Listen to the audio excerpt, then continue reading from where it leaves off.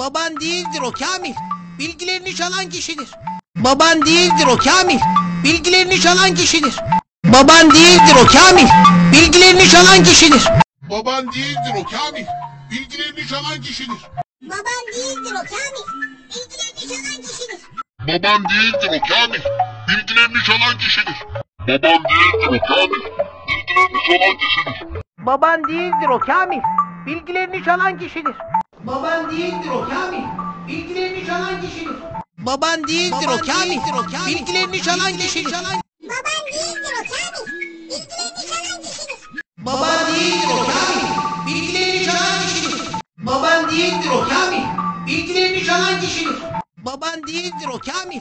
Bilgilerini çalan kişidir. Baban değildir o Kamil. Bilgilerini çalan kişidir.